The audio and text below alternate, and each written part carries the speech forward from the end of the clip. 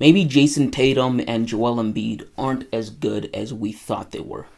Hey guys, if you're new here, my name's Emmanuel Camia, and I just want to ask you guys to hit the subscribe button, leave a like underneath this video, and if you want more basketball takes when news is breaking, follow me on Twitter/X at @E_Camia. Let's jump into this topic. Steve Kerr took a lot of heat from the media when he decided to bench both Jayson Tatum and Joel Embiid at the Olympics.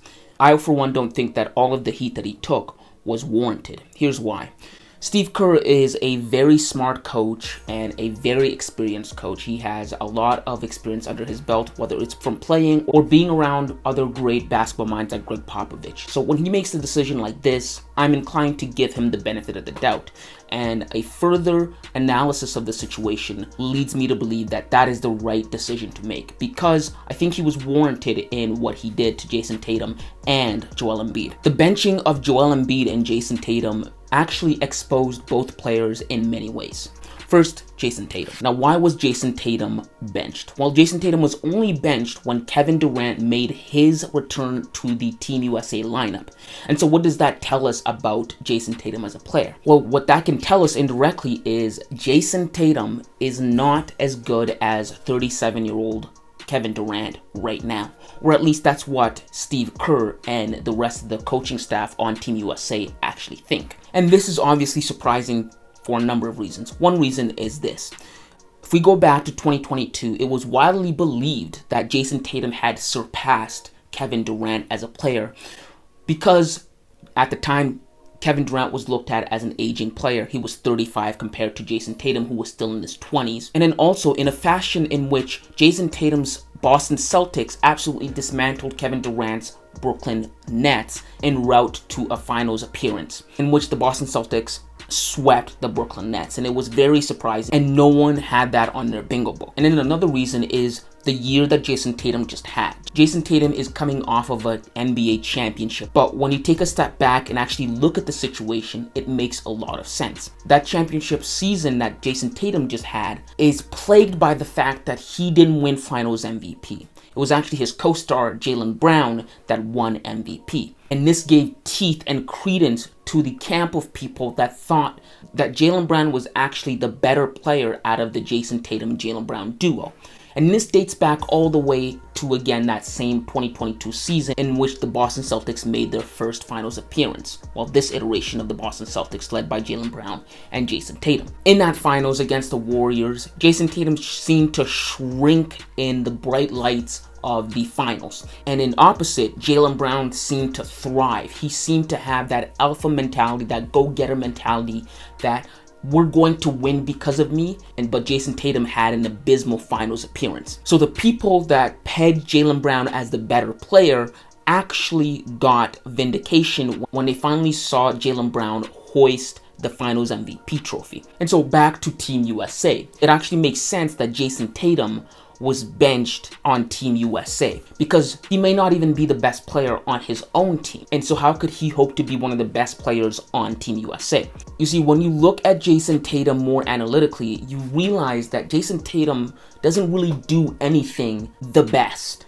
He isn't the best shooter on Team USA. He's not the best defender on Team USA. He's not the best passer on Team USA. He's not the best playmaker. He is a middle of the pack player on a star-studded team like Team USA. And so when you look at it through that lens, you can see why Steve Kerr decided to bench him, because he basically had an upgraded version of Jayson Tatum in Kevin Durant, even though Kevin Durant is older than him. And so on a team like the Boston Celtics, that is filled with role players and players that know their roles, it's easy for Jayson Tatum to stand out as one of the best players like he does with Jaylen Brown. When you put him next to all-star caliber players and all-NBA caliber players, he doesn't stand out that much because he doesn't do anything exceptionally well to make him stand out. And so that's what we're seeing with Team USA. So as you can imagine, this whole benching debacle has been very humbling for a guy like Jayson Tatum. He's come out and admitted to this, and I like that. That's one of the positive things that I can take from this. he is self-aware. But he came out and he gave us an explanation of what you would think this would do to a player of his caliber. He was a player that was riding a very high wave in his career so far. He's just coming off of a championship win. He just got a massive NBA contract, one of the richest in NBA history. He's on the cover of NBA 2K. He's riding this wave and he falls by just being benched for one game on the world stage. And so that was a humbling experience for him, as he said. And so now he's at a fork road in which, how do you respond to adversity like this? How would his predecessors, people that he looked up to, like Kobe, would respond to adversity like this? He has one of two ways to go. He can either pout about it, complain about it, and blame everybody else, or he could get into the gym after the Olympics and really work on things that could help him become a better player. Whether it's his shooting, whether it's his sense of playmaking or better decision making. That is the route that I think his idols like Kobe Bryant or Michael Jordan or any great player that Jayson Tatum looks up to would do. So it's going to be very interesting to see how he comes out of this dark spot, this cloud over his head. And so now let's jump to Joel Embiid. I think Joel Embiid was actually more exposed and humbled than Jayson Tatum ever was. And that's because Joel Embiid was actually benched against South Sudan. South Sudan was a team that actually almost beat Team USA at their exhibition game prior to the Olympics. And so coming into this game, Team USA knew the kind of threat that South Sudan was, knew that they can't play around, and knew that in order to put them away fast and not have them be a pest for them, they needed to put out guys on the floor, the starting five lineup, that were the best of the best. And so Steve Kerr and the coaching staff decided that Joel Embiid was not one of those guys. In fact, Joel Embiid was not one of those guys that was going to play. And so that says a lot about who Joel Embiid is from the perspective of the coaches. They don't think that in a heated game such as this one, or when push comes to shove such as this situation, Joel Embiid is the right guy to turn to. And that is the worst kind of exposure that you could get from all these very smart-minded coaches on Team USA coming to that conclusion. Because it's not just Steve Kerr on the coaching staff. You have Steve Kerr, you have Eric Spoelstra, and you have some of the best coaches around the NBA giving in their input on this decision. And for Joel Embiid to be exposed like this on the global stage, it's not a good look. Furthermore, I think he really got exposed when you contrast just how his NBA game doesn't translate well to international play. Why? Because let's look at how Joel Embiid gets most of his points in the NBA. It's from the free throw line. And a lot of that is foul baiting. But the thing is, with overseas ref, they tend to swallow their whistles when they see antics like foul baiting.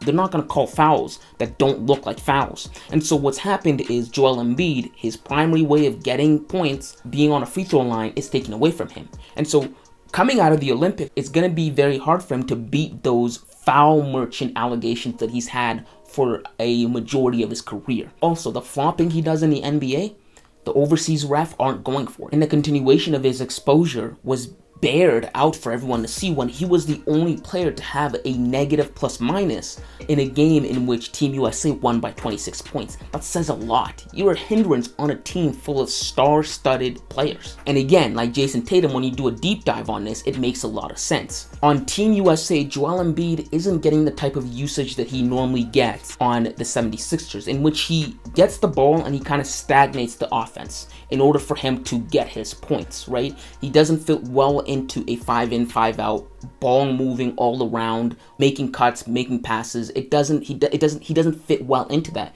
mainly because he's not very athletic and his antics aren't getting him easy free throw shots. And when you couple that with how lacking he is in terms of defense when you compare him to guys like Bam Adebayo and Anthony Davis, you can see why his plus minus would just drop. He's not very efficient on defense, and he's not being able to produce those same numbers that he does in the NBA because that type of play isn't translating to the international game. And so when you look at it through that lens, again, it's easy to see why Steve Kerr made the decision that he made. And so those are my thoughts on what happened and led up to the benching of Jayson Tatum and Joel Embiid and what it means for both of those guys and their careers going forward. So yeah, if you like this kind of content, guys, make sure to hit the subscribe button, leave a like, and leave your thoughts in the comments below. And thanks for watching.